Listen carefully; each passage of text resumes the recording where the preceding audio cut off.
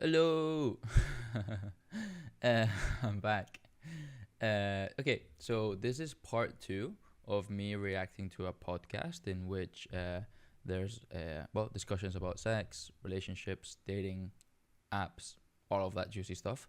And what I want to say is that if you haven't watched part one, you should go and watch that first, and then you can come back. Uh, it'll be more coherent, basically. Aside from that, if you've already watched part one and you are waiting on part two, I'm sorry because I said it would take a bit longer than it. It would be done in 3 days, and it's now 9 or 10 days. So sorry about that. I had a little bit of a unexpected holiday, which I really enjoyed. I went surfing with friends, and now I'm hopefully a little bit more tan. I don't know, but anyways, sorry for the delay. Uh, Enjoy the show. I hope you enjoy it, and yeah, see you soon. I've worried about this before. I've worried that if I watch pornography, that I will desensitize myself to the real thing. Depends how much, depends if what else is in your life. I mean, it's not an all or nothing thing. But what I'm saying is social atrophy, the gradual disconnect of the multiple touch points between people leads to then the challenges that are also sexual, leads to the kind of social isolation, leads to people confusing friends and friendships, so they can have 1,000 virtual friends but no one to feed their cat. You know, it. Dude, come on. The cat's gotta eat. If any of you guys need uh, someone to feed your cat, I'm your friend. I'm your friend for that. It's all para. No one to feed their cat. Yeah, who would pick up a prescription at the pharmacy? Who may pick me up at the airport? Who will go check on someone I care about if I happen to not be there? Yes, who shows up for me? Because it's foundational to trust. Who can I lean on? Do you have my back? Can I rely on you? So do you think the partnered sex is in decline because they're still having sex, but they're doing it on their own now Partnered sex ways? is in decline because social connection is in decline. Because people have less friends, because the statistics on who you call to when you are in trouble are really terrible. People have no one to confide in. So how does that impact my sex with my partner? Well, you won't have a partner usually. What this statistic says is that there is no partner. Young men between the age of 30 don't have sex with partners. This one here from the British Medical Journal says that married couples in the UK and US report a steady decline in sexual frequency. Yes. Since basically the internet. Yeah, so here's how this works. How much time do you spend in front of a screen during the day? 9 hours. All right. And then you sometimes think... Too much. Let me end the stream. I'm joking. Now I'm going to go home and I finally can close the screens. Yeah. But then you're so tired that all you can do is watch TV. Yeah. And then while you watch TV, you're also scrolling on your phone. Yeah. And then while you're watching TV and scrolling on your phone, there may be somebody sitting next to you that... I hope all of you guys are like, babe, I'm too tired. I don't want to have sex. I'm just going to go. I'm going to watch Hugo's YouTube videos. I want to relax. I want to actually have fun. I'm joking. You should be spending time with your partner. does the exact same thing. Yeah. All right.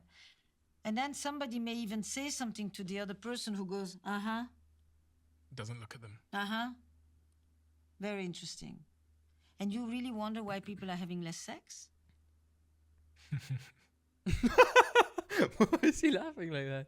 Say it is hard. Right? So people are experiencing at that moment what I've come to call ambiguous loss. Ambiguous loss is when I'm actually with somebody, but I don't feel the closeness, the intimacy, the connection from actually being with that person. I don't know if you're here or not here. Ambiguous loss is actually a term that was developed by Pauline Boss, a psychologist, who talked about it when you have a person who has Alzheimer or dementia, and they are actually physically in front of you, but they are emotionally or psychologically gone. Damn. That is actually really hard. Like all I the most simple example I can think about is like emotionally unavailable people, where you have like people there and it kind of seems like, you know, like, I don't know, you're trying to date someone but they haven't gotten over someone else, or I don't know, whatever the case may be, and you have them there, but they're not actually like that attentive to you, and they're emotionally available. And that's what I go back. That's what I feel like you get if you're like in an open relationship. Most likely, there's going to be some degree of emotional inability, just because they don't have like that amount of time to focus on you, or like they have to deal with so many emotions of so many different people and themselves that it's just going to be difficult. Or people who are deployed Think or about have it. disappeared, or miscarriage, where people are no longer physically there, but they are emotionally very, very present inside of you. In both cases, you don't know, are they here or are they not? Do I say goodbye or do I hold on? When I am doing this, Looking at your phone. and I have like a still face, and I'm barely responding to you who said something that may be quite important, you don't know, are you here, but you're not present. I'm with you, but I'm not experiencing any of the things that one experiences from the closeness of being with you, like Alzheimer's dementia. Physically there, but psychologically elsewhere. Because it's not just that you're not here, it's that you're in another world. You're gone somewhere. You may be talking to who knows. In the Minecraft world. I don't know why I wanted to say that. And I guess this is from reading your work, this is the crux of many an argument. The argument might sound like, oh, you didn't put the toilet seat down, but it's actually linked to something else, something deeper under the surface. Ooh. I just see, specifically when me and my partner have been away from each other for a long time, and then we come back together, I always know we're going to argue for the first, 1 or 2 days. It's not even going to be an argument. It's going to be, there's going to be a problem. And the problem is usually around expectations, which is I come in and my head is still like I'm still a million miles away, maybe on a different frequency, thinking about lots of things. And I think she comes into that space expecting connection, and I let her down. And we've tried to call it out and say, listen, when we come back together, let's just, both make an effort in that direction. But going back to your point of ambiguous loss, it's almost like she's trying to test if I'm connected to her, and I sometimes don't do a good job of that because of how I come into that space. Oh. Like, for example, right now I'm filming Dragon's Den, which is a TV show in Manchester. And so I film 3 or 4 days a week, morning till night. The minute I get off from it, I'm back with her. So you can imagine everything hits me at once. Do you know what I'm saying? Yes. Like all of my team, all the to-do lists, everything. Steve, we need you to sign this off all at once, but then I'm back in front of her. So she's experiencing that ambiguous loss. And the expectation was that we haven't seen each other for a while, so this is, So the question Yeah. is, can you carve out a half an hour that's clean? An hour that's clean? to connect. Yeah, but don't do that. I feel like that's so important, actually.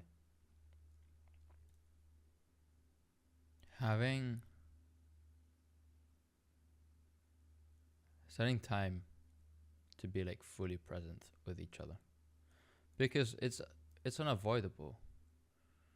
People have work, they have situations, they have bad days, they have stress or whatever, and there's a lot of things to do in a day. You have to I don't know, take care of the home, work, take care of yourself, go to the gym, whatever. There's a lot of things, and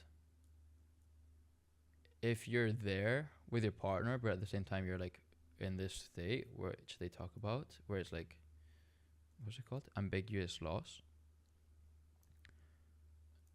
It's kind of like living with a stranger in some way. Where no, maybe not like a stranger, but you're not really fully connecting to each other. And it just kind of separates both of you. There's a lack of closeness. It takes away from the intimacy. It probably takes away from the sex. So I think genuinely, for your emotional needs and for your intimacy and for the success or the joy of the relationship, having these moments of presence whether it's like she says half an hour a day or an hour a day, is probably like so important. Just for her. Mm. You have to imagine that when you do what you do and it all is bleeding into each other and all your roles collapse into the same space, that it actually is doing something for you, to you, not for you, to you. And that to actually close the phone, tell people to call you in an hour, and you won't miss a thing, and to actually drop in is going to give you a level of energy, of oxytocin, of well-being that is way more important or as important as every supplement you may be swallowing. Yeah, because And it's cheaper. true. I It's do. not just for her. Yeah, I am excited to see her, and I am excited to connect in here. You said it wrong. You said it correctly. Like I just multitask. I try and multitask. Yes. I let everything down. Yes. The boss, the podcaster, the this, the that, and the boyfriend is all in the same thing. It's an indigestion. So you're a fan of scheduling clean time to do things? Oh yeah. Oh yeah. You can call it scheduling, you can call it demarcation, you can call it delineation. We are social creatures who really orient ourselves in time and in space. When everything happens to us at the same time, we get headaches. They're not always experienced as headaches, but in fact, we get a confusion inside. We're not here, we're not here, we're not here, we're not here. It's just, okay? True, you just lose quality. You lose quality of experience because you're not fully immersed in whatever you're doing. So you can call that scheduling, or you can call it that, when you go to the gym, you basically put on certain clothes, you prepare yourself for that. It's an activity that comes with a role, that comes with a set of things, that comes with a delineation of time that makes you go to a certain space where you're going to go do that thing. And this happens when you go out at night, when you go out for dinner, the same thing is for home. It's if you are going to spend a moment with her, however short it is, if it's clean and present, not just kind of semi-there, ambiguously present, it will change a lot of things for you, for her, and for the two of you. Before we sat down today, I messaged a group of 10 of my closest friends. I put them all in a group chat, and I told them I was going to be speaking to you today. So I said to them, can you tell me what question you have for Esther Perel? These are all 10 of my best friends that you wouldn't ever say out loud. I don't even know what question I would ask, to be honest. If there was one thing I could ask.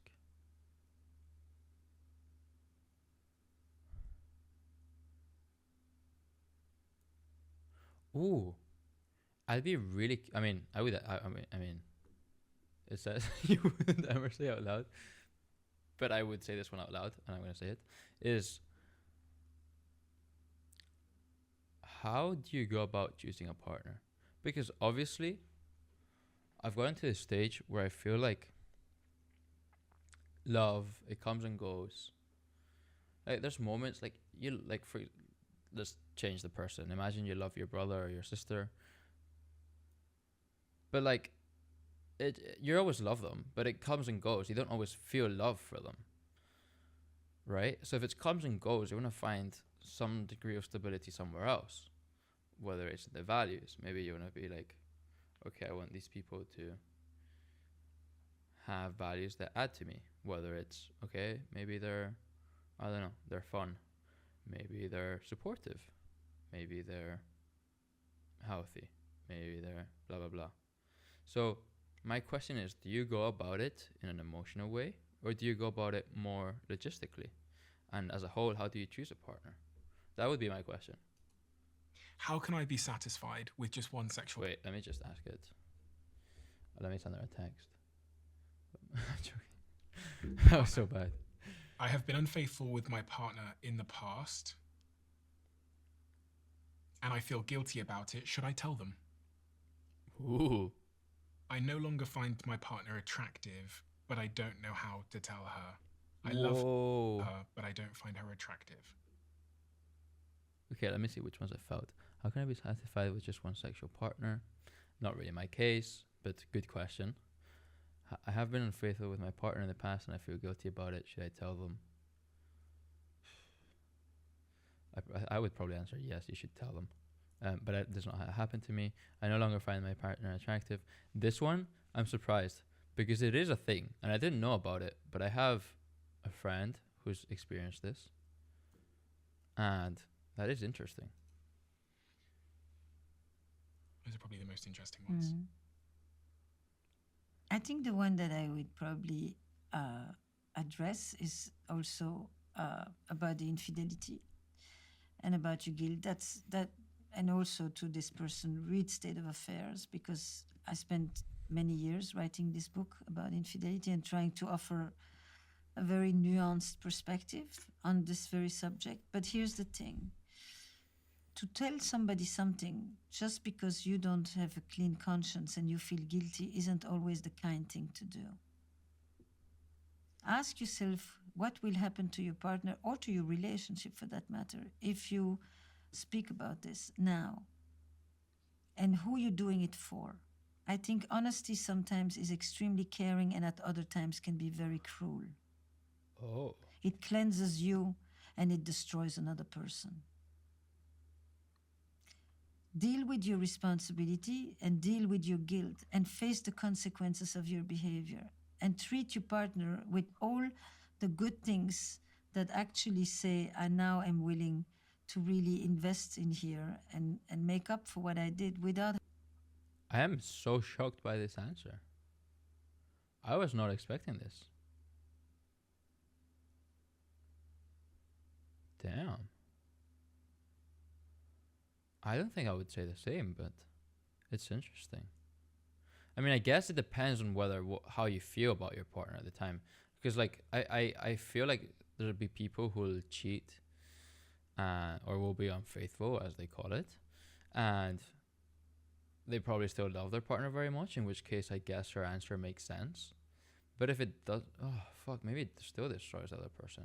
But what do you do then? You just, like, if you don't feel that, like, if you're cheating because you don't actually like your partner that much anymore, or things have changed, maybe you should, oh, I don't know. I thought you would just tell her, but maybe you just kind of keep it a secret and just kind of break it off amicably.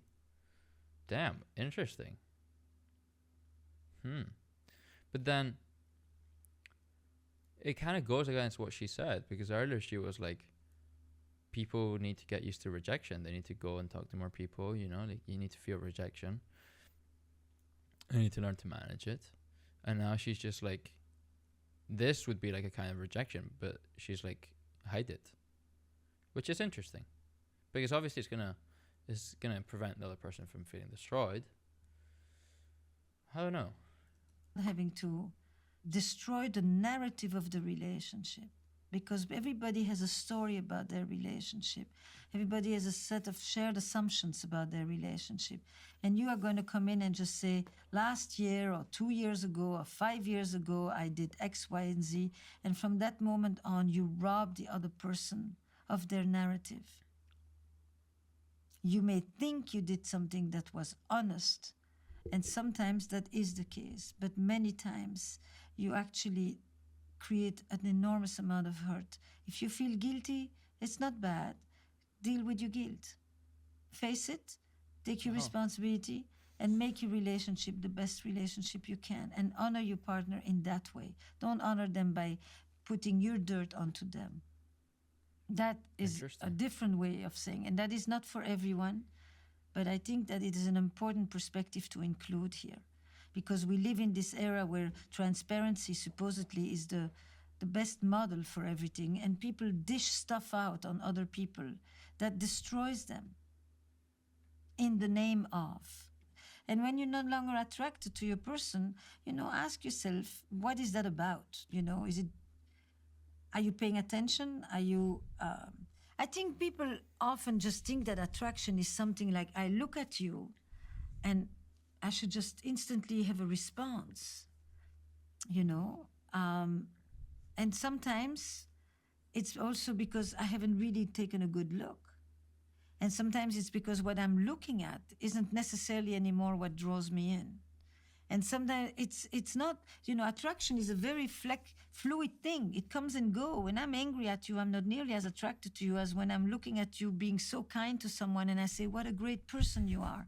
And I just want to come and I run over and I want to hug you and I want. You see that person pooping and you're just like, am I attracted to you? This is so interesting.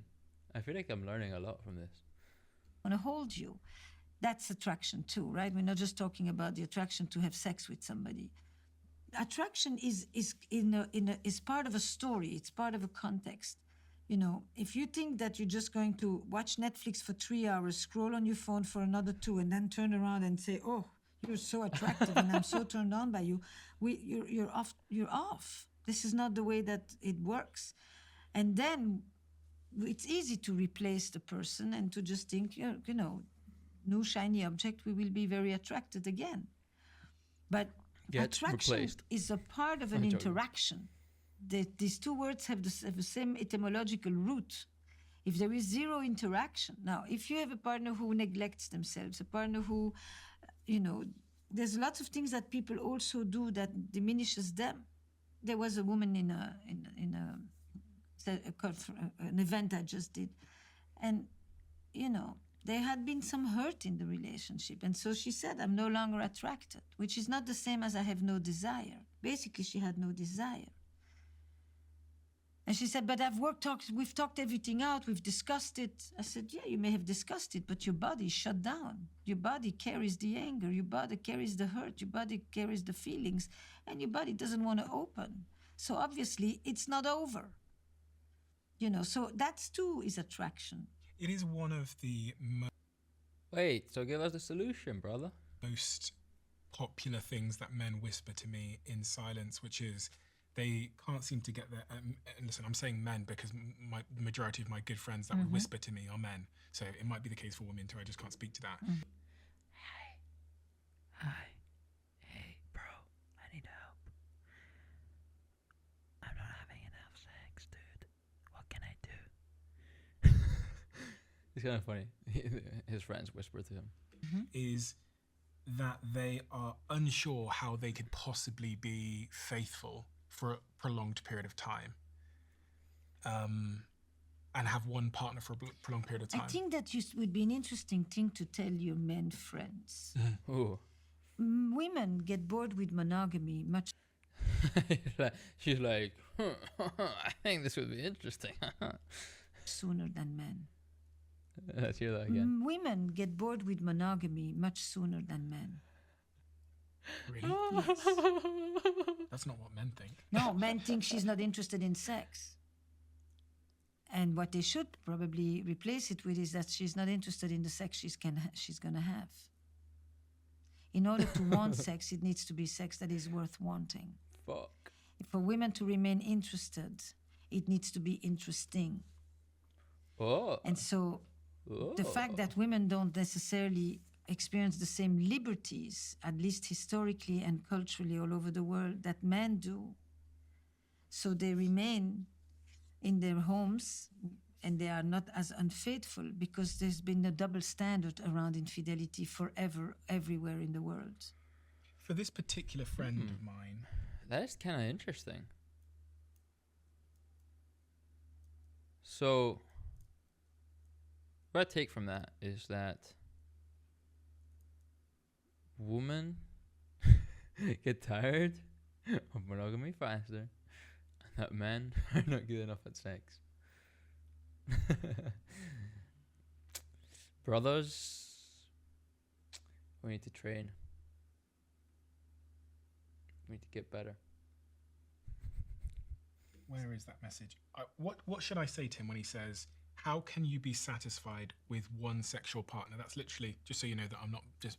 Yeah, I believe you. But some people at home might think that it's like me as a proxy of. But maybe you're not. Maybe you're not. Maybe you want to have more partners. Maybe you want your partner to have other partners too. That's not always so the case, right? He doesn't want to lose her. That's right. They've been together, I think, 25 years. So, you know, it won't. You Bro, may he have just exposed sometimes him. frustration. The friend is gonna. The friends are gonna watch the video. They're gonna watch the video, and it's gonna be, and they're gonna be like, "Who's been together for 25 years?" Oh, Jeremy. It's Jeremy. Oh my God, Jeremy, you're thinking about. options. There's a few options, right? You either say, we have a relationship that can welcome other people. We're not exclusive. But she's going to leave then. Because she doesn't want that. Yeah. Okay. So then the next thing is, as best as you can, make it as interesting and as fun and as pleasurable as it can be. And my first question to you is, have you been doing the same old for God knows how many years? And with that in mind, I wouldn't be surprised that you're not that attracted or that she's not that interested for that matter. So if you want to be satisfied or more satisfied, I mean, you have a dialogue, and the more satisfied means bring more of yourself and make this experience more erotic, more pleasurable, more playful, more fulfilling. You may remain frustrated and you may say, I would love to have other people. And for that matter, maybe your partner would want it too, but that's not the kind of relationship that she wants. That doesn't mean she hasn't thought about other people. And it certainly wouldn't mean that if she fantasizes about you. Oh, So everybody is keeping their secrets here, And then the next thing is, are you putting more? dude, it's kind of sad in some ways. Well, it's not. I'm not sure if it's really my case because my parents split up when I was young. But it's kind of sad how, like, as you grow up, you kind of see this vision of love, and it just keeps breaking. Like, dude, your partner is gonna be fantasizing about other people. What the fuck? Both people are gonna probably get tired about monogamy. What the fuck? That's why when I think about, wait, let me actually finish this train of thought. So, like, you grow up and you see these films and love and happy ever after, and everything seems so perfect. And as you grow up, you kind of like this vision of love in many ways gets shattered. And when you confront the reality of life, things are in some way more challenging, or I don't know. They are definitely different for sure. And I think it can be kind of disappointing in many ways. But in some ways, that's what I was going about choosing your partner. Say you choose your partner for love, right? It's like the emotions. It feels really nice. You begin your relationship. Everything is kind of beautiful. You're infatuated. You want to get to know the person more. But obviously, these emotions are the ones that like vary throughout time. And then you're left with the reality of life. Your partner probably thinks about other people. You probably you think about other people. And there's problems, you're stressed, you're on social media, you're watching Murakami streams, the other person is feeling ambiguous loss. So that's why I'm beginning to think that in life, when you choose a partner, you cannot purely, obviously you kind of need some degree of love, but I think you build love. I don't think you can choose it by infatuation or by like looks purely. Obviously looks are important because looks tell you so much. Like, people think that choosing by looks is kind of stupid, but like looks tells you about their genetics, their health, their habits, whether it's eating habits, how well they take care of each other or themselves, if they do sport, if they're gonna have like a long lifespan, how much you can rely on them physically to, I don't know, help you to take care of the house or do the gardening or to cook or I don't know, whatever. But the physical aspects have their importance. But you can't think about it just emotionally, and you have to think about the values of someone. Is this person supportive? Is this person going to be honest? Is this person aligned with my journey in life? Because this is what I want, and if this person is aligned with me, then it makes sense. In the end, I think that what I'm trying to say is that you need to have a strong base, which is not purely defined by love, but by values, and a good friendship. If you can be friends, it means that other things will probably be possible. I'm not sure if I'm making sense. But it has to be logistical. Like, does this person help me achieve my goals? Does this person help me go to the gym, which is something I want to do? Because in the end, that means that whether love fluctuates and it's there or not, if you have that respect for each other and you have similar values, you're still going to want to stay with each other. But if you're like misaligned in the values, when the love goes, what's the point? It's going to break up. It's not going to work. So that's why aligning your values and what you care for and your habits and things you enjoy is very important. It's what's going to help both of you stay together when love goes, when you're both stressed, when you're, you know? I think that's my take on it. I'm kind of sad that she didn't answer my question about how do you choose a partner. She's ignored my text, basically. Emphasis on the fact that you're not as satisfied having one sexual partner, or are you putting more focus on the fact that you're going to make this sexual experience with your partner as pleasurable and rich as can be? If you find yourself more on the complaining side, then you're going to be constantly more dissatisfied. I think much of it is actually he and many others want the best of all worlds, and in life we're not willing to accept trade-offs. Yeah. So you're saying make a decision. If you want that life, then be honest about that life. If you don't want that life, then But I'm also make it saying spicy and bad. invest in that thing to make it better. Yeah, that's the other If alternative. you're which bored is with the food you eat, go buy other food and cook at home and make it more rich and more interesting if you don't want to have the same dinner every night in the house. The question is, what are people doing to make their relationships more vibrant, more erotic, more alive? I mean, this is really... You, by the way, it's not about having more sex. You can have more sex and not feel much. The grass is not always greener on the other side. The grass is greener when you water it. That's so funny. It's about making it more alive and vibrant. That is what much of my work is about, is cultivating the eroticism and the aliveness in relationships on the personal front. And you ask people, what do you do to make it rich and interesting? And you find the laziness, the complacency, the constant same old, and then the complaint about it, and then you say that is really self-defeating. Are you frustrated with people, Esther? True, No, I smile at it. You can't victimize it. But in reality, like, your relationship is within your control. And you have the power to change things and to improve things. So, water your garden. It's the same. I smile at the way that we can lie to ourselves.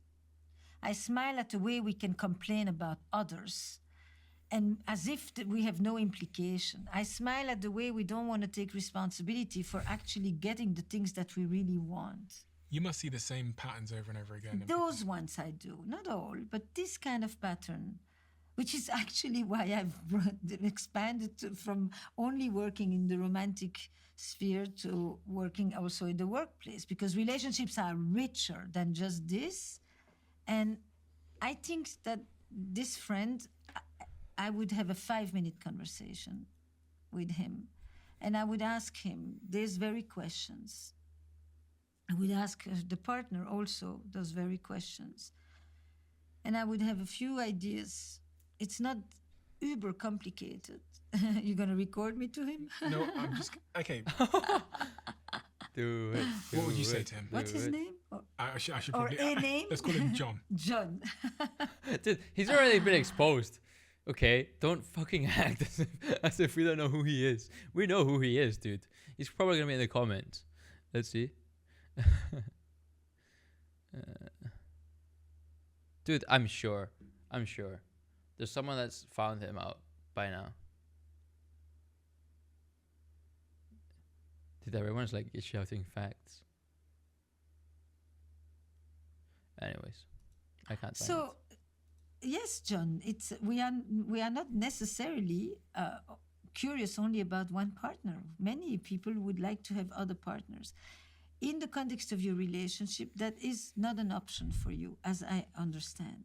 So if that is the situation, and you really deeply care about your partner and your relationship with her, then the next question is, what do you do to energize your relationship, to bring playfulness, curiosity, imagination, eroticism, as in life force, as in aliveness, not as in sex, to your relationship?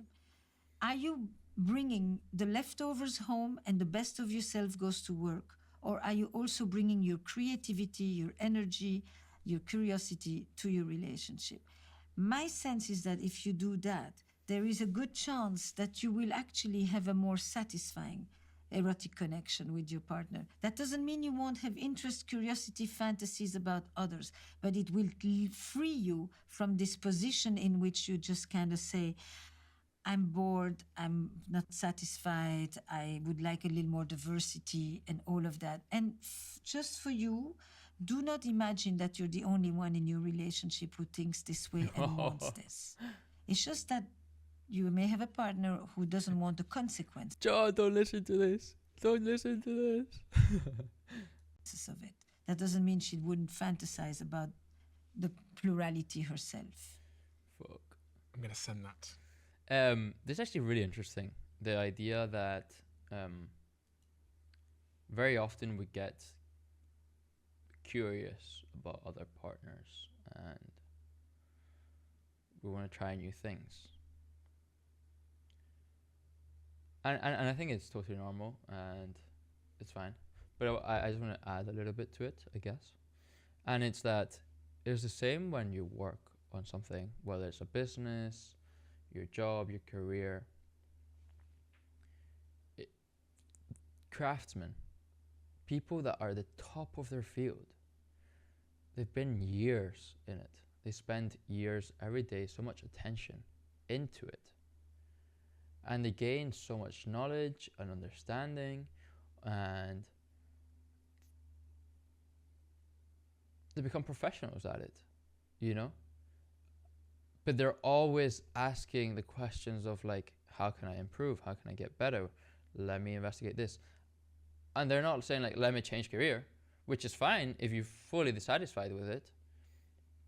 But if not, you just have to kind of commit yourself. And something that I really like is a definition of commitment, which is commitment is there is only one option. And that's that. That's real commitment when there is only one option. If you're looking at other people, if you're thinking about other things, you're not committed. You're not committed because it means you're accepting the fact that there's other options and they could be doing other things, which is obviously something that you can think about if you're in a hateful situation. It's not necessarily bad, but it's not commitment. You're truly committed when shit has hit the ceiling and you're still in it. You're not looking around, can I just go be with someone else? Can I blah, blah, blah. No, if you're committed, that is the only option you have. You're going to fucking clean the fucking ceiling. You're going to get your fucking gloves and you're going to fucking clean the ceiling. And there's going to be poop falling on your face. And you're just going to have to fucking accept it. I'm also going to say it's easier said than done, but I just wanted to add that. Please listen to the ad hoc intervention. Yeah, just need a honest response. Have you ever done that? No. On your podcast? Dude, are we going to hear his... And Oh, Perel no. said women are often more quickly bored with monogamy than men. And that is the secret that people She's do gonna not break understand. all of our hearts. That means that in order for her to remain engaged, it has to remain more engaging and interesting and fun and pleasurable. And if it's just to get it done and just... Your relationship has to be as engaging as the TikTok algorithm, guys.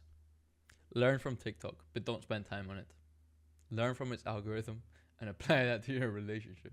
To do it for the sake of doing it, then she really can often spare it.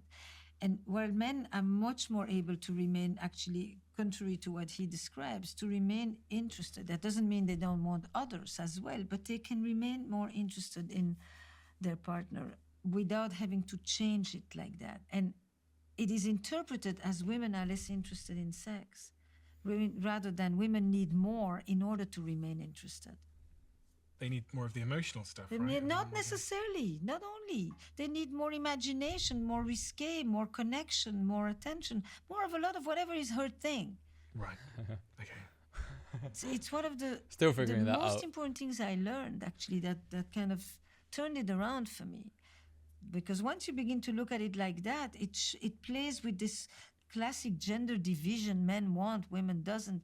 Boring. It's like it becomes true just because we say it all the time, but that doesn't mean it is.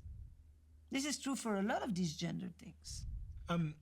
So my friend replied, and the essence of what they Seriously? said, yes, he said, she's right, full stop. The intimacy in our relationship has died, What is his name? John? and it died so long ago that I think part of me doesn't feel like I can revive it anymore.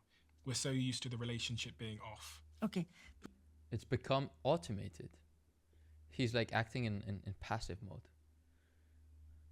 He's letting the Tesla drive itself. Take control of your put the mic on. Okay. life. All right, John, here's what I would suggest. I think that you can just simply say, Steve approached me and asked me if I had a question for Esther Perel. And I just threw out this thing. At first, I was just kind of flippant about it. I just thought, what do you do when you know? But in fact, when she answered, I realized, that this is a bigger thing between us. And this is an emptiness and a gap that we allowed to create and that I have contributed to. And I don't just want to leave it at that. So I thought, I'm going to sit down and actually write to you. I want to just write some of my thoughts because I think when we sit, we avoid the subject, we circle around it, or I avoid it, or I'm defensive about it, or anyway, whatever it is that I've done, I don't know you enough, John, to know the details of that. And then you just really say, something died a long time ago and I feel awkward about it, but I miss it and I miss you and I miss us. And I would like to know if you are willing to re-engage with me and for us to rekindle. Its desire goes through intermittent eclipses. It's like the moon. It disappears, but it can reappear. And I would love to invite you to re-engage with me to bring back the light, the spark inside of us. Because we can do it. We are more than just this. And because just living side by side, I don't think is going to be enough for either of us. And I'm prepared to do my part. You know what I would do, dude? She just did his homework for him. She just did the homework for him. He's gonna now go to ChatGPT. He's gonna get it to write it in words. He's gonna paste the audio. He's gonna write the Word version of it, and he's gonna send it a message. No, I'm joking. That actually felt really good. That was on point, to be honest. I think it's gonna help John. Double using the chat for John. It's just me. Double using the chat. Would you be willing to do yours? That was beautiful. That was beautiful. And then let's see if it still answers us before we end. I made the biggest investment I've ever made in a company because of my girlfriend. I came home one night and my lovely girlfriend was up at 1 a.m. in the morning, pulling her hair out as she tried to piece together her own online store for her business. And in that moment, I remembered an email I'd had from a guy called John, the founder of Stan Store, our new sponsor and a company I've invested incredibly heavily in. And Stan Store helps creators to sell digital products, courses, coaching, and memberships all through a simple, customizable link in bio system. And it handles everything: payments, bookings, emails, community engagement, and even links with Shopify. And I believe in it so much that I'm going to launch a Stan challenge. And as part of this challenge, I'm going to give away $100,000 to one of you. If you want to take part in this challenge, if you want to monetize the knowledge that you have, visit stephenbartlett.stan.store to sign up. And you'll also get an extended 30-day free trial of Stan Store if you use that link. Your next move could quite frankly change everything. Are you hearing a lot of couples in your practice increasingly say, either member of the couple, that they don't like having sex? Not more than before. I wrote Oh, a book really? 20 years ago that was all about the dilemmas of desire. You've always heard it. I always heard it. No, I don't think that there are fundamental changes around that. I think the changes are the fact that people are spending less for time together where they are actually attentive to each other. They're half there. Their attention is fragmented. They're multitasking all the time. That's what is changing. And if you have less connection, less attention, less intimacy, why do you think that people are suddenly going to be turned on? But is the sex getting less interesting? No, their life with each other is less interesting. And this last time when I spoke to you like this, you told me, what is that? Dude, I love her. She's like, no. I'd be like, Shouting at me. And this last time when I spoke to you like this, you told me, why are you shouting at me? Their life is less interesting. The sex is the consequence of 7 other things before. oh. God, they haven't said anything interesting to each other. They haven't laughed. They haven't kissed each other. They haven't looked at each other. They haven't barely touched each other. And suddenly... Wokist. Wait. My advice to you all. Live, love, laugh. The sex needs to be, all hot and passionate. On what freaking basis? Their life is not interesting. Their communication, their interaction, their conversations, their attention to each other, the fact that they matter, the fact that their presence means something in each other's lives. That's what is all connected to long-term sex. Long-term sex doesn't come just because I look at you and I'm all hot. It's a different mechanism. So you're asking a question that happens here. And I am telling you, if all of this is rather boring and unengaged, it's like at work. I'm doing a lot of this stuff around work now. It's like It's kind of interesting that how like every aspect of life is invariably connected. I've heard quite a few times people say how you do one thing is how you do everything else. And I'm not fully sure if I agree with it, but it makes sense. If your relationship with your partner is not good, if you're not being honest, if you're not talking, if you're not sharing your presence, there's obviously going to be some kind of division or like a wall or like a distance between you. So then if you're going to have sex, it's obviously not going to be as great. And I think that can be applied to so many other aspects of life. Engagement is low. On what basis do we think people are going to perform? The performance is here, but the performance is a response to the engagement, which is a response to the culture, which is a response to the quality of the relationships between the people who work together. It's the same in the personal realm. Mm-hmm. What element of responsibility do I have in making sure that my relationship with myself is great in order to have a great relationship with someone else? Because a lot of people like to blame. I think the premise is inaccurate. Okay, fix my premise. Oh. The premise is that it's time for us to begin to question the intense level of individualism and self-thinking, self-love, self-care, self-fulfillment, self-awareness. It's all about the self in front. And the presumption is that if all those levels of the self have been attended to, we will be better able to attend to other people. So what do you think about this culture of self-care and self-love? I think it's gone overboard. I think it's a distortion. I think it feeds consumerism. That is interesting. Because there's also many people that want to work on themselves before entering a relationship, including myself.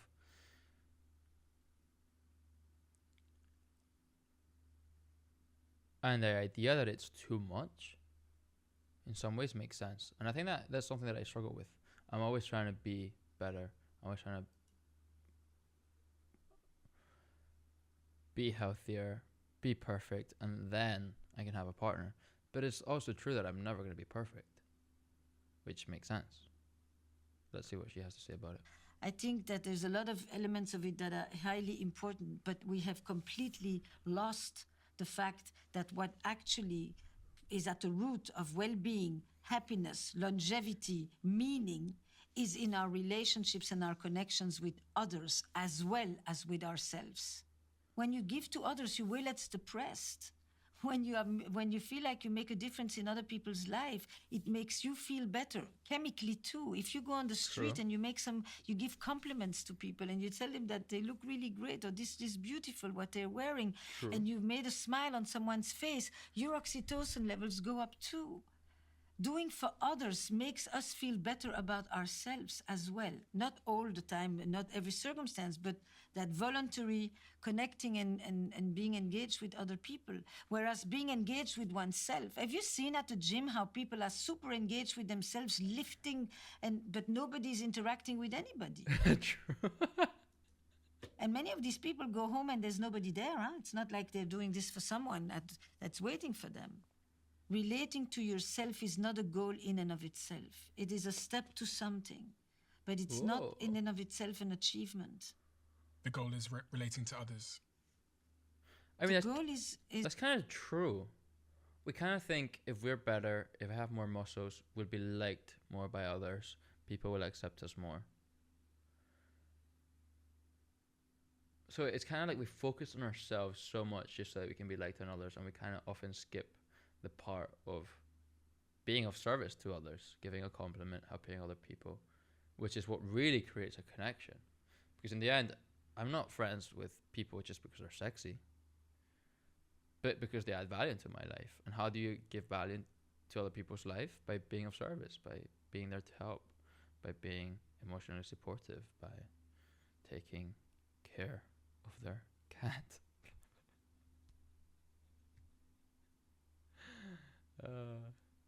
It has like a double entendre in some way. Anyways, you get it. is having meaningful relationships, meaningful connections with other people and other causes that are beyond yourself. Part of why we are so miserable and so unhappy and so is because we are so constantly focused on ourselves. There's the world, there's nature, there's politics, there's climate, there's people, there's poverty, there's a ton of things to be interested in. There's art, there's creativity, there's a lot of things that are beyond us.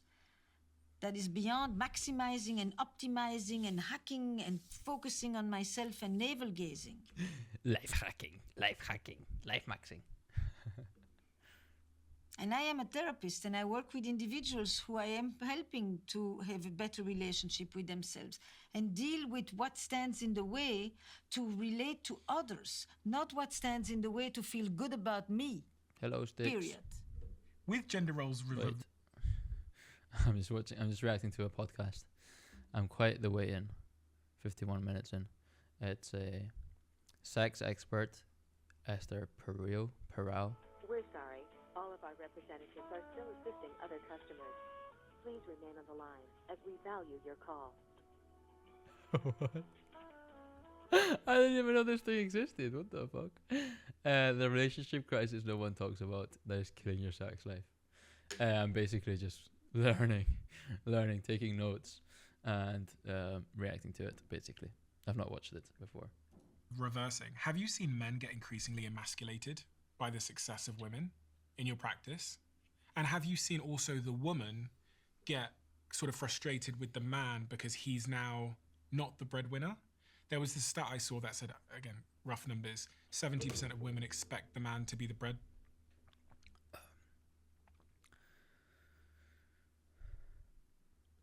I mean, but it's obvious.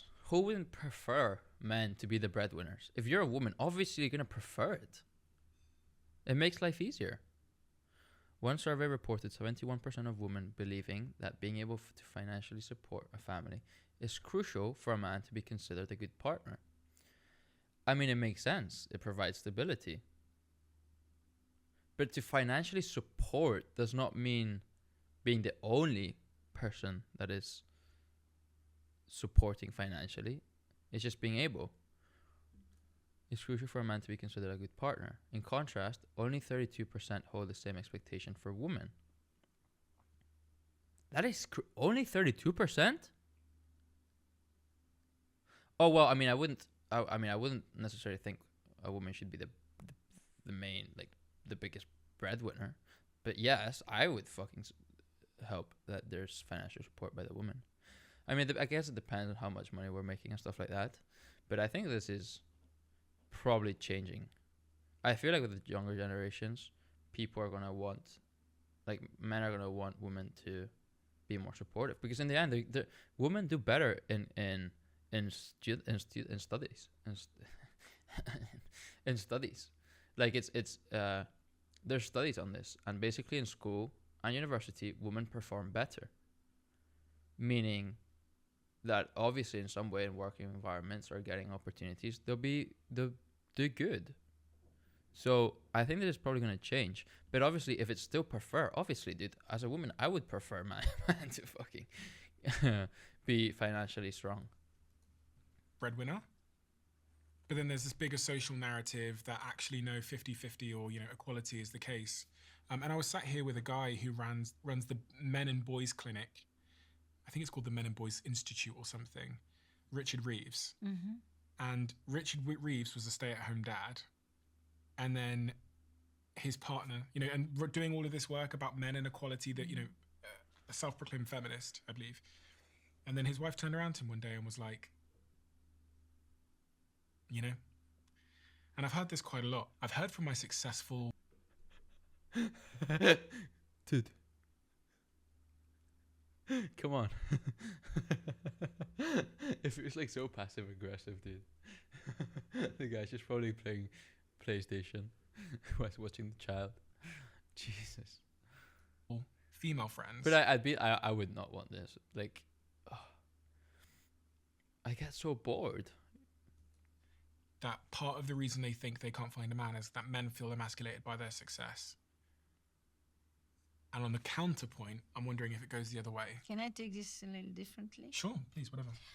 Emasculation is a word that doesn't exist in the feminine.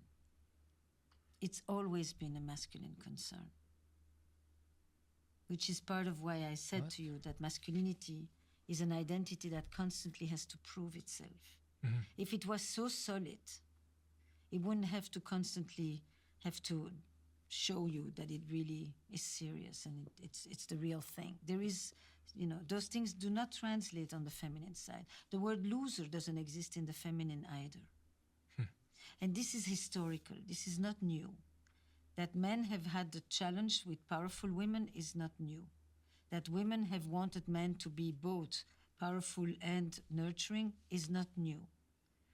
That fathers have often been as tender toward their... I think that there's for me, the engagement with some of your question is that it plays into a whole discourse about men and women that at this point somehow puts them completely apart, each one kind of more and more angry at the other side, and I don't really want to participate in that. I'm so confused. I mean, it's obviously something that's been going on for a while. But is she trying to say to, like...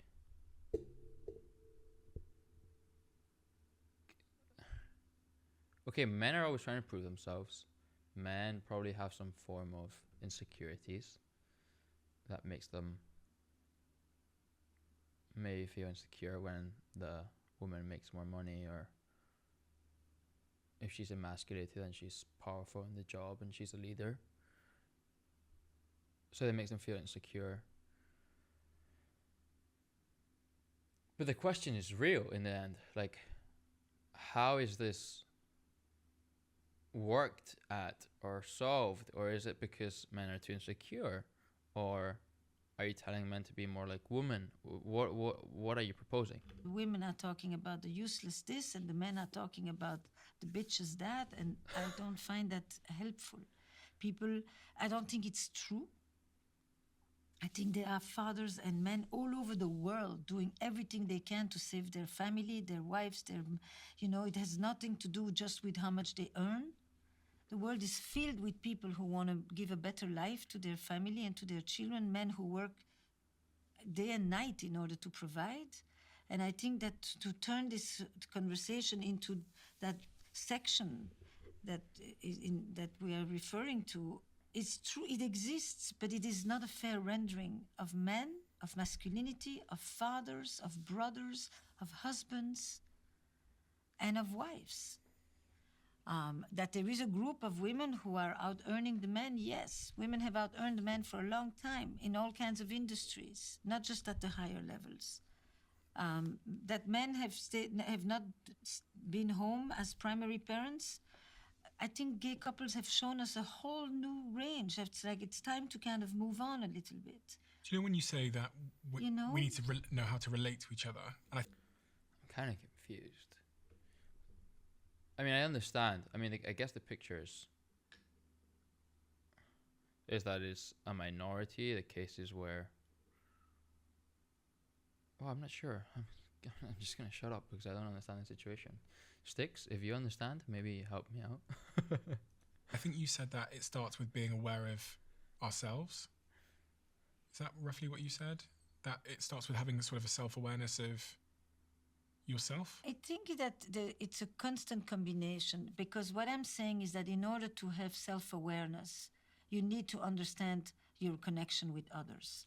Your self-awareness is not developed here alone by myself. You get to know yourself through your relationships with people. It is in the presence of another that we discover ourselves. And this is in part why I'm asking these questions, because I think for a lot of men, we've understood who we are by how we relate and the role we play for others historically. So like I kind of understand much of who I am Right. when you see me with my partner, Yeah. because I will grab the door, I will grab the bags, I will help solve problems in a more logical, like I'm very like, tell me how to fix it. What a night. And you understand I understand myself by being how I relate to her, taking care of her is part of my identity to me. So I mean, I feel the same way.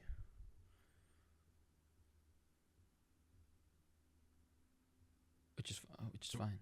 in such a world, I think the question becomes like, what is it to be a man? And if I don't know what that is, I find it harder to relate to others.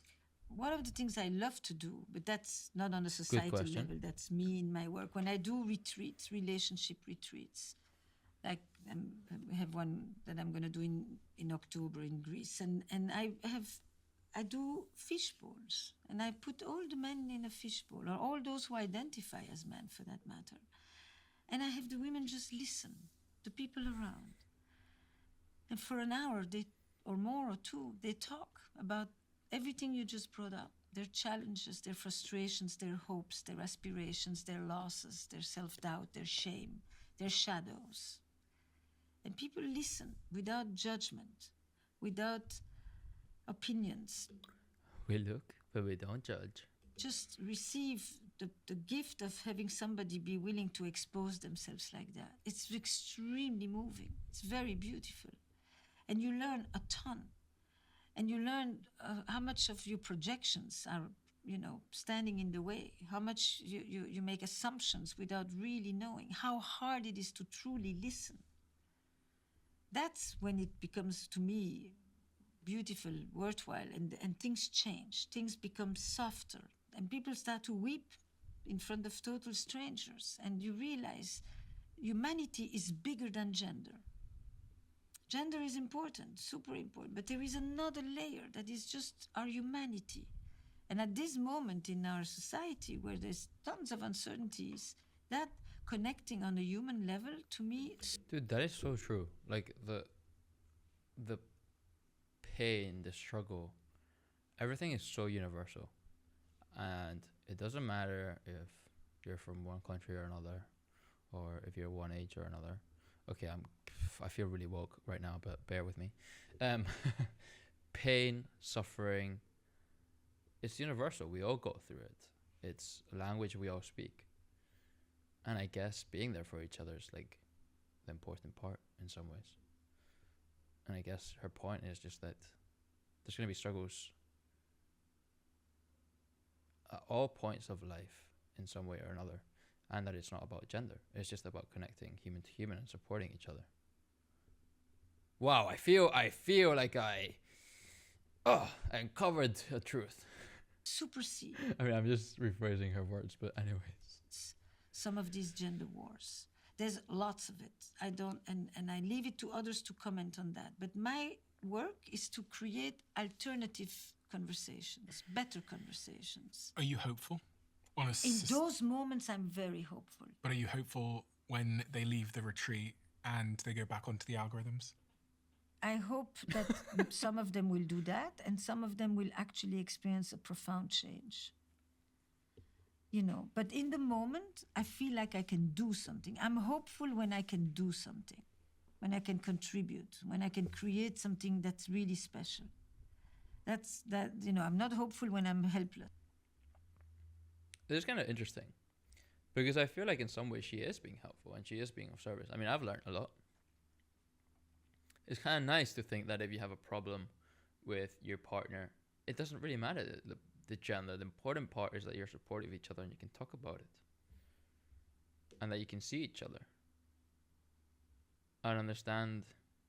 Obviously, it'll be difficult to understand each other's pains to some extent. Some of them are better understood by my own male friends, or for her. I mean, I don't have a partner, but her female friends. So it is interesting. And it drives us closer in some ways.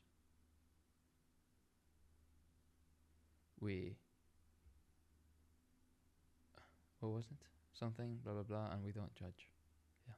Yes. When I'm passive. So in those moments, I am hopeful because something really beautiful is happening. When people connect at a deeper level, it is very, very meaningful, be it at work or be it at home. I mean, it's anywhere at this point where I can create these connections. People, it's a sentence that I take with me all the time. It's the quality of your relationships will determine the quality of your lives. And my work is about helping you have better relationships, be more confident, be more connected. I can analyze a lot of these statistics, but I don't know what to do with it. Be more confident? Yes. What is confidence in that?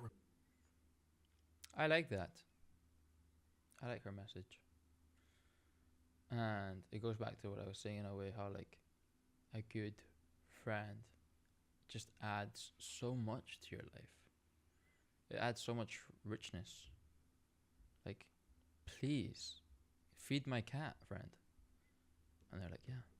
Okay, sorry. Oh God. Confidence is when you are able to see yourself as a flawed person and still hold yourself in high regard. That's from my friend Terry Real. But it is a great definition of confidence. It's not... That is insane. I'm just going to type it in the chat.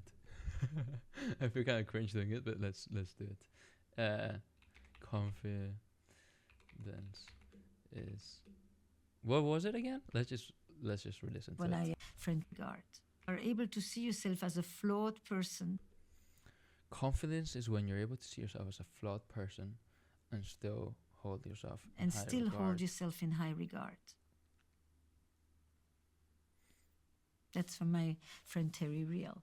But it is a great definition of confidence. It's not when I know, when I'm sure. It's none of that. It's actually when I see myself as flawed, but I still hold myself in high regard. That means I'm confident. And is there work one can do to get to such a place? Yes, of course. Work and life experience and maturity. But for a lot of people, their work and life experience knocks them down to make them think they're just a flawed person. Yeah, that's what I thought when I was in my 20s and 30s too. And if I made a mistake, I could obsess about it for 3 weeks. Now it's 3 hours. Sometimes 3 days if it's really bad. But you learn to accept. You make mistakes and life goes on and you try again. So there's no shortcut to confidence. I think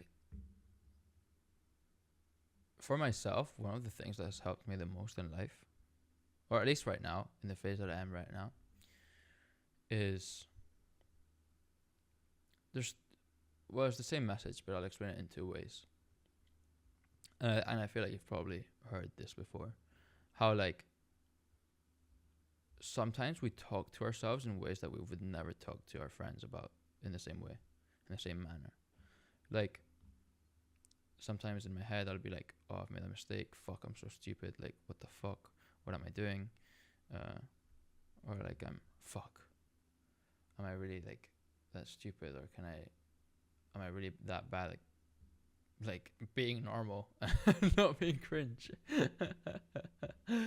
But like, you would never tell your friend in such a direct way about something they're struggling with. Like, damn, you're so stupid. Like, you would never. Like, because you want your best for your friend, or at least I hope so. And so it's being mindful of that, and being caring to yourself, like in your inner dialogue, being like, okay, I fucked up. Okay, I did a mistake. Okay, I embarrassed myself, and you know what? It's okay. It's okay, and like, and if you're gonna be negative about it, at least just kind of be like, ooh, interesting. I'm being kind of hurtful to myself. Yes, I'm not sure where I'm trying to get at with this, but I think it is very helpful to kind of be less judgmental of ourselves. Oh yeah, she was speaking about getting things, over things. Yeah, like, dude, we all fuck up, dude, and let's just kind of be like, okay, maybe it wasn't what I wanted to do. I wanted to appear better in camera, or maybe I wanted to say something smarter, or blah blah blah. But it's okay. I mean, it doesn't matter if if you're not gonna be thinking about it in 5 years. It's probably fine. No. Is there anything No, that it accelerates builds on itself. The nice thing about it is that it builds on itself. It adds layer by layer, step by step. Is there anything one can do to accelerate that process Why? so that we can become more confident quicker? No, that's called arrogance. Ooh. When the 22-year-olds, sometimes it's arrogance. I'm 22 years old. She caught me. She knows I'm watching. I mean, there are things you can feel confident about very early on, and you've tried them. And then there's other things. It's also not, I am confident. I'm confident about certain things. You can trust me on some things. You should not trust me to get you to a certain place, neither on time, neither without getting lost. So I have zero confidence in that area. But I'm quite confident in some of the things that I do. And confidence doesn't mean that I know or that I'm right.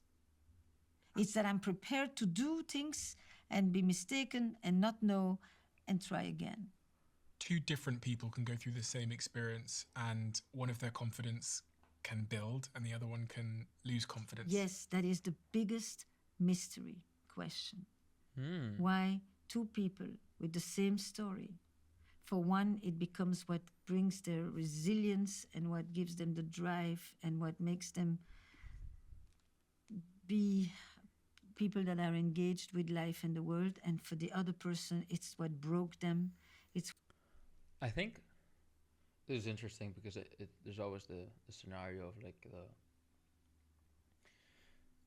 the two brothers or the twins born from a father who's an addict and who consumes drugs, and there's one of them that never takes drugs ever and probably makes a family and blah blah blah and has a good life, and another one that just replicates the behaviors of his dad, and he ends up becoming an addict too, to whatever the drug is. And they both had the same similar circumstances. And I think it kind of, obviously I'm not a professional, so take my word with a pinch of salt, but I think it really comes down to how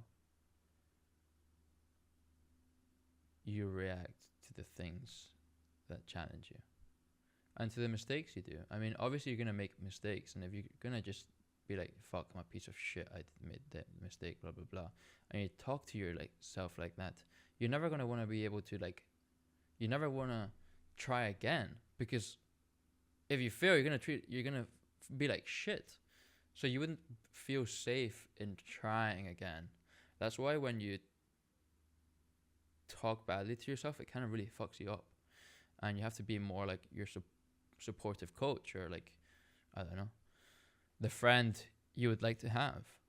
So if you fuck up, don't be hard on yourself. It's fine, dude. It's good to try. It's good to be brave. If not, you're going to be scared to try again. So it's that. No matter how wrong things go, it's obviously good to take accountability and responsibility to change things, but don't be so hard on yourself that you scare yourself so much that you're never going to try again in some way. And also something else is that your past does not dictate your future. Just because things have happened in life, it doesn't mean things can change. So that's the other factor. If you take your past or the present as a fact and as a reality that has to be going on forever, then it's going to be difficult for things to change. So it's important to be like, okay, this is going on. It doesn't have to be like this forever. And obviously, some things will last longer than others, but you have control of your life in many ways. And what you can't control, you just allow, I guess. Again, I'm 22. I'm arrogant. Don't listen to me. It's what crushed them. It's what makes it so impossible for them to actually put one foot in front of the other. And if you can ever tell me why this and versus that, why this person, it is one of the great mystery questions for any therapist, for that matter, and in general. Why the same circumstances build the strength of one and become the weakness of the other? There's clearly some kind of a pair of sunglasses in between what happened and how I perceived it or something. There must be some kind of... there's a lot of things, but what we do know is that for many people who have major adverse circumstances but manage to use them and turn them and really make a beautiful life for themselves, usually there was one defining factor that differentiates them from everybody else who had similar circumstances, is that they had somebody who believed in them. A coach, a teacher, a neighbor, not necessarily a family member, actually, because the adversity is often in the family. So somebody who believed in you when you didn't believe in yourself and didn't give up even when you were fucking up. I had a lady called Dr. Lisa Feldman on the podcast recently, who's a neuroscientist, and one of the things she said to me has really stayed with me, and I think about it a lot and I talk about it a lot, which is she said to me, she told me the story of a young lady who grew up and had an aggressive uncle who would beat her. Mm-hmm. And this young lady, she was good in school, she slept well, everything was fine. And then many years later, this young lady was watching Oprah Winfrey's show, Mm-hmm. and it was about domestic abuse. Mm-hmm. And there was women on there crying and talking Mm-hmm. about their trauma and all those things.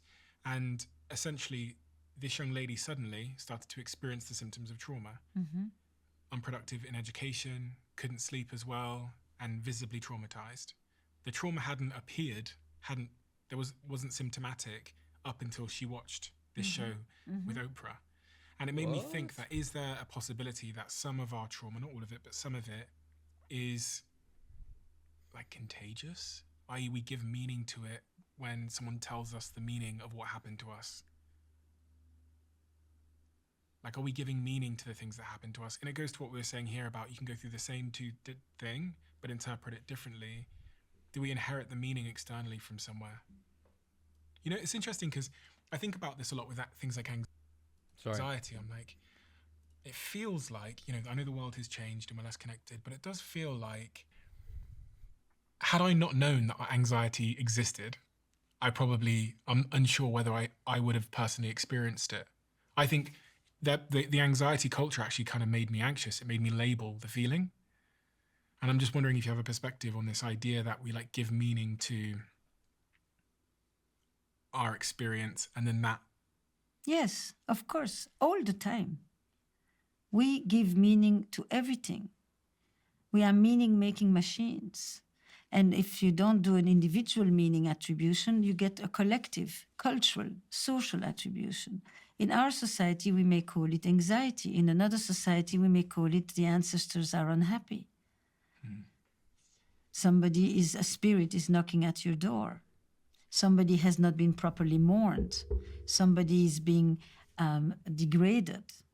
So there's every ill-ease, every disease has a story, has a meaning, has an attribution. The words change.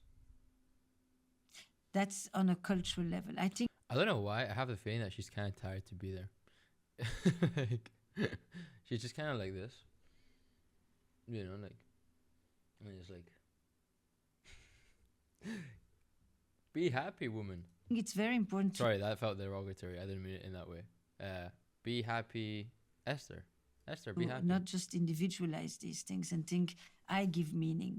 We give the meaning that our culture has taught us to give. You've learned so you've kind of become, you're part of the anxiety generation. So you give words of anxiety, stress, burnout. There's a whole lingo that didn't exist 40 years ago, by the way. I mean, those words existed, but they were not nearly in the vernacular of the moment. They were not part of the therapy speak of du jour. They were not on TikTok. Of the Jews. So there were other words that people used. And I think this is true in some way. Like, obviously, we give cultural meaning to things. But also, it's also true that, like, 40 years ago, the reality is different. Like, you don't have social media. You don't spend so much time on your phone. Like, you are probably spending more time in nature, probably talking more to your neighbors and to the community, probably spending a lot of time with people and not like glued onto your phone. And I feel like a lot of these things in the present reality kind of affect us. Like we compare ourselves to everyone. Like, even the standards of beauty are fucking crazy nowadays. The standards of everything, you can constantly seeing like the perfect images of everyone when it comes to money, looks, social aspect on social media. So when she says like anxiety, depression, things like that, to some degree it might be like a different word for a meaning that we've given culturally to something that maybe didn't, or that has been seen as different in the past, or that didn't really exist. But it's the reality is different. So I think her point is a little bit, yeah. Every century Oh.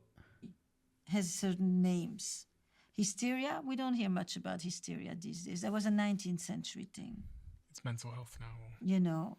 So we change the words, but we still are trying to give meaning to our ill-ease. I guess this is a question of identity as well, which is, who do I think I am? And who I think I am will probably become who I am, at least as it relates to relating to people. No. No? Who do you think you are is part of who you are, and how other people see you is also a part of who you are. We are constantly looking at ourselves from the inside and from the outside. We do not exist without the integration of also the gaze from the outside in. And it's a two-way street all the time. So if I think I'm a late person, you said, get there on time, then I'm likely to be late off more because I've identified with that. It becomes part of my character. It starts to become how I predict my future. And Lisa Feldman was saying to me that the brain is this prediction machine. So it's like predicting what it will do next based on the past. So my identity is like a prediction of what I'll become. And same, I think of this maybe the same in relationships. Your behavior may be a prediction, but that doesn't mean your identity. Don't confuse identity with behavior. They are connected, but your identity is a lot more than your behavior. Mm-hmm. At JFK, I'm so confused. It's getting so technical at this point. There are 3 lines at the airport. Yeah. One is for the tourist, one is for the American passport holder, and one is for the resident alien. The tourist may have been living in the States for years, but they don't have the papers. So the internal definition is not recognized by the external. Mm-hmm. The American, you may have been living your whole life abroad, but you were born in the US, so you have the papers, you have the external recognition, but the internal one doesn't match. And then the resident alien is the one who has been there a long time, but doesn't have is a guest of some sort, right? And I find that a fascinating moment to understand identity.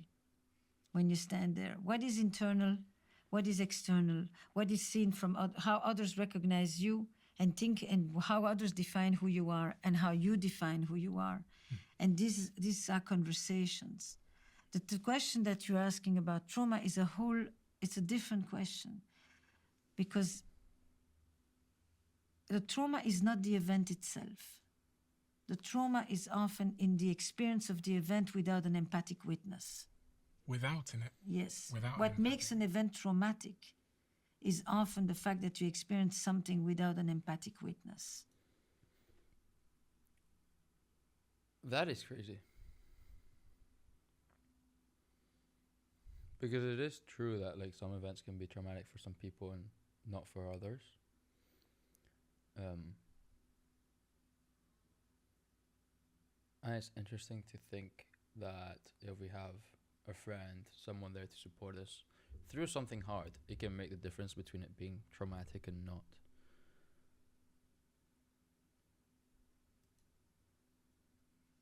Well, it's not the fact that it's not the event itself. And so what happens is she sees the Oprah show, and it's not just that she sees the women tell their stories, but she sees Oprah with her unique kind of empathy respond to the women and give value to their experience and acknowledge it and express the sadness that comes with it and the devastation that they may have experienced. And she is the consummate empathic witness who gives not just meaning to your story, but because before you can give meaning, you even have to acknowledge it. Mm-hmm. You have to recognize that it even happened. And in many of those situations, it's the lack of acknowledgement that is the most traumatic, not the thing itself. Or not only the thing itself, it's the fact that nobody even admits that this took place. So as she's watching this empathic resonance in front of her. Damn. So I think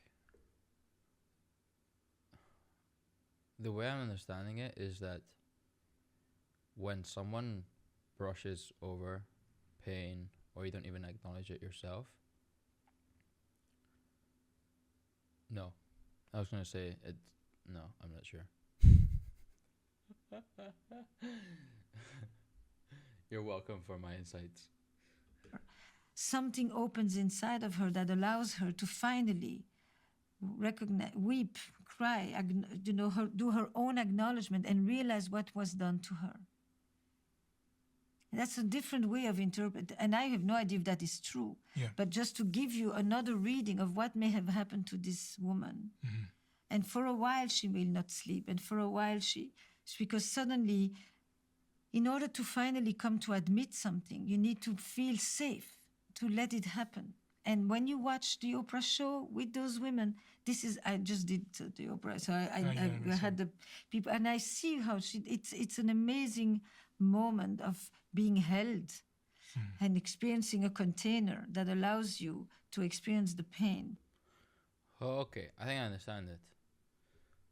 So basically, Oprah's creating the environment for all the women to heal, creating the safe space and being empathetic.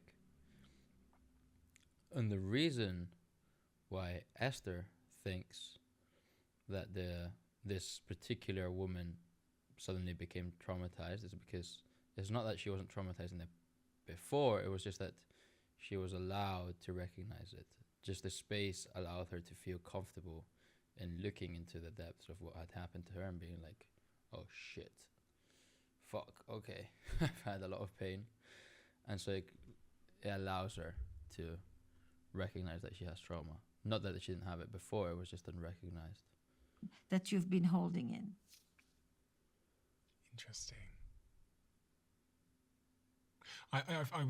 It's a very interesting alternative perspective, especially this idea of the empathic witness, and the minute you see empathy shown to your experience in such a way, maybe you have permission to feel in a way that you didn't get to feel, but also in that environment, I imagine there was a studio audience and they were providing empathy, and there was Oprah and they were providing empathy, and then you had someone she could relate to who in that scenario was being held and had a label, like an implicit label attached to their experience. But she does it without audience now, and it's.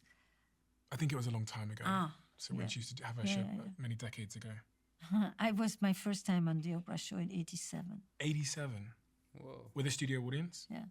How was it? It was a very powerful experience for a young woman as I was back then. It was just like, what? Crazy, Wow. yeah. This is quite embarrassing for me to admit, but if you know me well, there's something that you know about me, which is a function of my personality. I barely know anything about Oprah, to be honest. Don't know. Like, I know she's like kind of famous as a strong woman. I'm just gonna leave the link in the chat so that you can watch it and give him a view, or put it in the background, whatever. I don't know. I have to do Okay. is open their app made of recycled aluminium and are ready to go.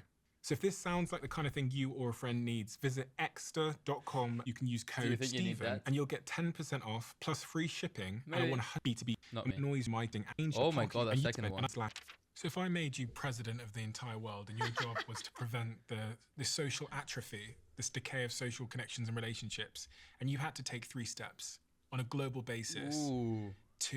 they can be drastic steps. You can delete Delete internet. That's what he's gonna say, I bet. mobile phones. Oh. Yeah. I feel like it would help so much.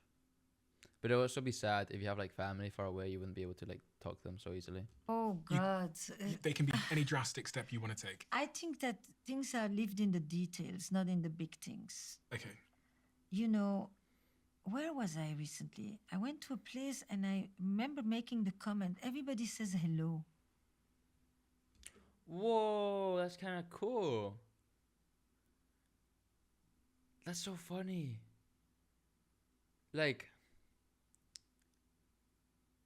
it's true, but culturally, we're like, depending on where you go, sometimes people like say hello to each other on the street, which is kind of funny. You know, like to a random or to a neighbor. Whereas, like, for example, you probably go to Iceland and people don't even talk to each other.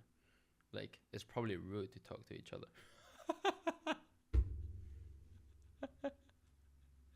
It's probably rude to talk to your family. No, I'm joking. But it's kind of interesting that. People said hello. People were friendly. When you went into a place, when you were on the street, when you went, it was just like I said, "Oh my God, I have not been in a place." It felt small enough, but it wasn't small, where people kept saying hello, have a nice day. This looks very good, you know. So it's that basic. So you'd make it a law No, that you have not to say law. hello. No, I don't legislate these things at all. I think it's more of a it's a cultural shift. It's a return to practices that still are prevalent in many other parts of the world. Talking to strangers. Yes, talking to strangers. Okay, so you're going to make it It's illegal an not to talk to incredible strangers. thing to talk to strangers. So Esther Perel makes it illegal not to talk to strangers. talking to strangers. Illegal. No, I said don't bring the law into it. It's much more art than law. Anybody who these days can make people laugh or sing together is doing Sing together? holy work. So go sing with people or go. Why? Because when you sing together, you create a collective resonance. You actually are bringing that resonance that it's very empathic. It's very kind. I think that's what's like really cool about concerts. The fact that you're like explain it in her terms, you create like a resonance. And when you think about it, like you can listen to music on your day-to-day life. So why would listening to music in life make it any more special? And I think the reason that a lot of people enjoy concerts is because of this, which is kind of nice. But I would never start singing in the street and start singing with other people. It would be kind of weird. Although in my neighborhood, there's a lot of like, what do you call them? The people that like just play instruments randomly on the street, and they especially do it like in squares. Like if there's bars with terraces outside or there's benches, they'll just start play music. And in the case that it is a song that is relatively famous that I know about, I might join in. It sounds kind of fun then. It's compassionate, it's caring, it's playful. It brings out a whole set of other things in people. And the third thing would be teach people how to have conflict. You asked me before when you argue with your partner. I think I think that the majority of our arguments are about three basic things. And this is based on Howard Markman's work, but it's not the issue you're fighting about. Actually, what you can often ask is, what is it that you're fighting for? And what people fight for when they argue whatever thing they're having a spat about, they fight for power and control. Who makes the decision and whose priorities matter most? They fight for trust, for care and closeness. Can I trust you? Do you have my back? Can I lean on you? Can I rely on you? Will you show up for me? And they fight for respect and recognition. Do you value me? Do I matter? And does this all translate to work? You've now started doing a lot more work with businesses and companies around sort of their working culture and connection and relationships in the workplace. All of those things you just listed there, are they also the reasons why our relationships are successful or unsuccessful in a work environment? Yeah, absolutely. So I actually have been working with corporations and in the business world for quite a while, and have been talking and speaking with corporations and companies. But what is new is that I became an advisor to a number of companies, in particular, in this case, with Culture Amp. And the reason that became such a wonderful collaboration is because I brought my clinical expertise, and they're bringing massive amounts of data science, people science, 1.5 billion experience survey points. I mean, it's just like, so it's no longer just my intuitive sense, it's backed. And we created this card game because my original card game, people wanted, the corporate was demanding for it, but every time they had to take out the cards with the pink triangles, which were the sex questions, in order to make it work safe. Dude, why do you take those out? Safe for work. So I said, okay, let's create a game just for the workplace that will create. Wait, this is kind of cool. Her solution to a lot of these relationship problems in work is a card game. What? Imagine just going to work and they're like, "Yo, we're playing cards today. We're playing cards. We're playing cards." That'd be like nice. Meaningful relationships at work. And what's fascinating is that what the research showed is that there are 4 major relational pillars that actually sustain this quality of relationships in the workplace. And they are directly connected to these 3 things that I said we fight for. So one was trust, one was belonging. Okay, so on trust, how do I know what is trust in specific terms? What does that mean? Trust is a leap of faith. Trust is a sense that it's an active engagement with the unknown, says Rachel Botsman. It's like, trust is not I know for sure. Trust is I don't know for sure and I'm willing to believe it. And that's the definition of the word trust. And in a work It's like context, faith. what does that mean? It means that I can rely on you, on my team, on my manager, that you have my back, that you're not going to betray me, you're not going to put your interests ahead of mine, you are not going to take credit when it's not yours, that you care about me and that we are part of something together. So trust then connects directly to a sense of belonging, that we are part of a group, of a company, and I get a certain sense of who I am by virtue of my sense of connection to this group, and the group defines me and gets. Something that I find very interesting is how, like, always businesses try to remove the human part of a business. It's like we have employees, want them to be the most skilled possible. We want them to be automatic, fast thinking, almost like non-emotional. Work, more efficient, more productive. Well, you get the idea. It kind of employs people and attempts to just use their non-human part. But the more it becomes like that, oftentimes, the more soulless the job is, and then the more like soul-sucking it is, and it kind of based oftentimes on like the studies I did in business, it fucks up the retention of the company. So you cannot have employees and not treat them as humans. So it's very interesting that she's putting like, or that there's a social change in which they're putting a lot more efforts into the social, the relationships, and all the values of the employees, and thinking about their worker satisfaction and how to retain them. It's interesting, but it is very important for a business, the human part of it. My contribution. So it's a mutual experience. Mutuality is essential to living organisms, be it in nature or in social ecological systems. And there is recognition. It means that there is respect, that I feel valued, that I feel that I contribute, and that it is recognized.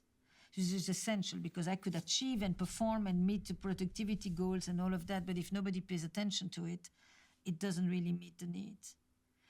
But the biggest one is the collective resilience. To me, that's the one that really stands out, because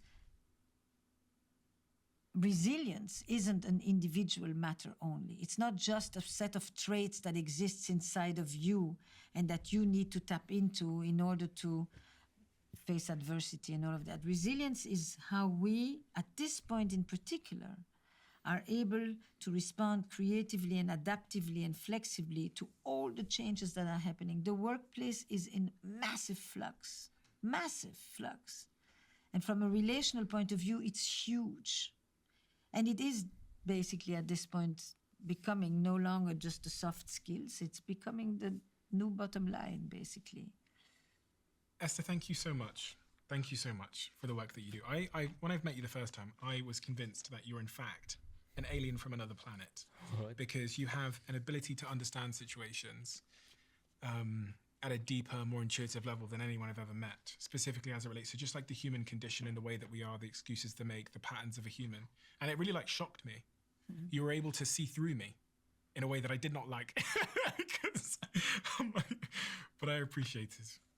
And it's really remarkable. There's very few people I've ever met that are like that have that ability. It's a really, really special thing. And it's been the cause of so much healed and cured and fixed problems for so many of us.